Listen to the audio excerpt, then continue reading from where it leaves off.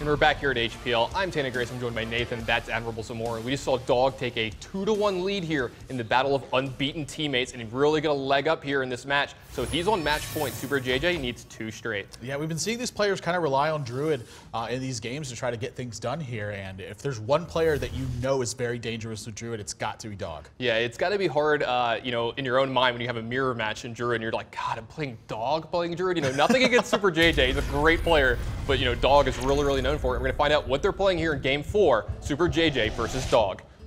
Yeah, and Dog going back over to Warlock now, and Super JJ, he's switching it over to Rogue. I mean, we just talked about players being dangerous with a particular class. Super JJ, very much known for Rogue in the past. Oh yeah, he is super dangerous with this deck, and you know what? This deck is super dangerous. Have you seen this deck go crazy on turns 4, 5, and 6? You've got Prep for Sprint early. He's even got the Goblin Auto Barber. This is one we saw on Twitter today. Some players have been, you know, passing it around a little bit. They've been playing, this might be the version of 2 Auto Barbers that's a little bit different. It has like Assassin's Blade in it. Yeah, really looking to kind of utilize weapons in a different way than you would normally see.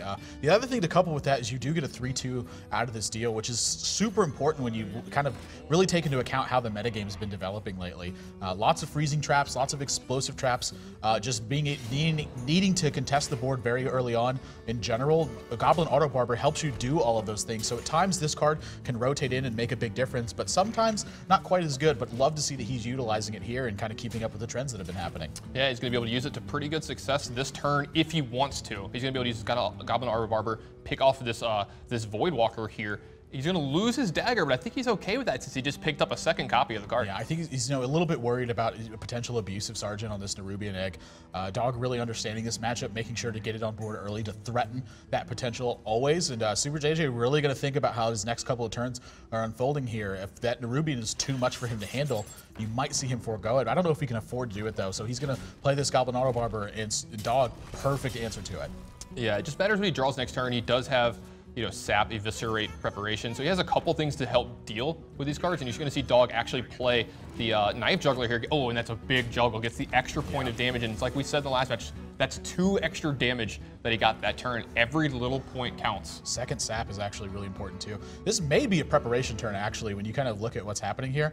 There's a potential to see you know, Dagger up, Goblin Auto Barber, and then Preparation Sap to take care of the Nerubian.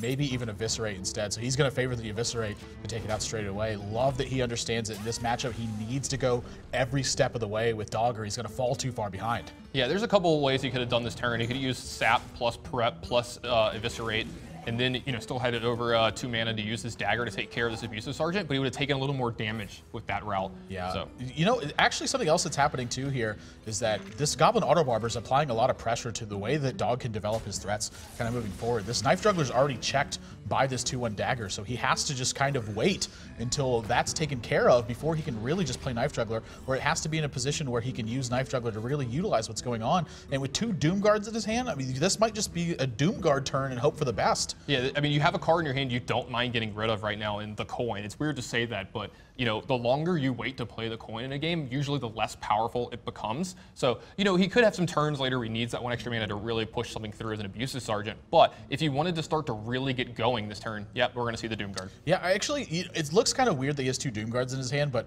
I think in this situation, it's actually a little bit of a blessing. I mean, there's a 60% chance he holds on to the Doom Guard, wow, and instead the coin's going to get kept, as well as the abusive Sergeant, and he's got to push for damage at this point, I believe. He just lost his 2nd Doom Guard.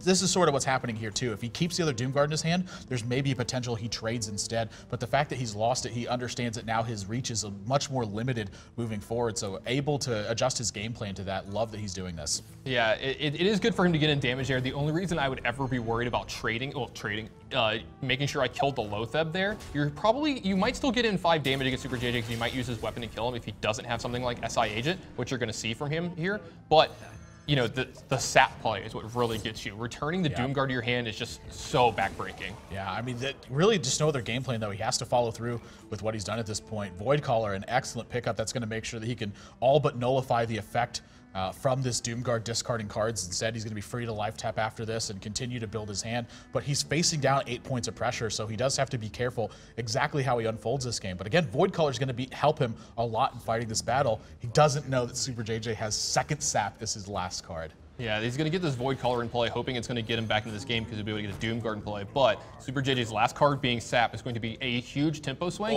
And withdrawing a Tinker Sharpsword Oil, if he had a dagger equipped, that would have been practically the game right there. Yeah, I mean, just going to be Sap and instead push for a little bit of damage. Here, I say a little bit of damage. 8 points. It's a lot. It's almost half of Dog's life total at this point. I'm wondering if he's actually supposed to attack with the dagger this turn or just wait because he drew the Sharp Sword Oil. He's just going to push because next turn, if he draws any spell that he can cast, the Sharp Sword Oil is going to combine with that to be lethal. And Dog really almost no way to defend against this. He's got to use Doomguard, I think, this turn to take care of Loatheb. Yeah, I think you might see something like Knife Juggler Doomguard that kind of combined the cards there. Yeah, he's going to get the Haunted Creeper out to make sure that he can check this SI7 agent next turn. Does discard Void Caller and Knife Juggler, those two of the better minions in hand of the coin. Still not going anywhere. That looks like enough damage to me. 1, 2, 3, 4, 5, 6, 7, 8, 9, 10, 11, 12. Exactly for Super JJ. Once again, every single card getting used to deal exact damage, completely out of resources afterwards, and almost using every single point of mana. These guys have been playing a very tight match so far. Yeah, this match has been tight. It's been great. It's been back and forth. Man, this is quickly becoming one of my favorite matches so far here in HPL. You know, we build it coming in. It's the battle of the unbeaten teammates, both of which have been doing great, and it has not disappointed. Yeah, they're showing you why they've been undefeated in these matches, just absolutely allocating their resources perfectly in these games. And that reflects on the deck building too. I mean, ideally, you would want to use all of your mana, all of your cards, and deal exact lethal damage towards the end of the game. We've seen that happen twice now. Yeah, it just seems it's been working that way for both of them. Perfectly built decks. That's what I always say, Nathan. These decks are just built perfect, and they played perfect. And you know what? This match has been perfect. Yeah, it certainly has been, guys. This match is all tied up at 2 games apiece now, and a 5th and final game is going to decide who's taking home this victory and who's dropping to with a loss on that bracket. You can head over to pvplive.net and see exactly what they've played in the past. Maybe see how they're going to prepare for Game 5. Neither of these players have been in that situation so far, very much in HPL, and you can see for yourself over there on the website their strategies and how they play them. When we come back, the 5th and deciding game in this face-off between Complexity is going to be getting underway, guys. Don't go anywhere. You're watching Hearthstone on PvP Live.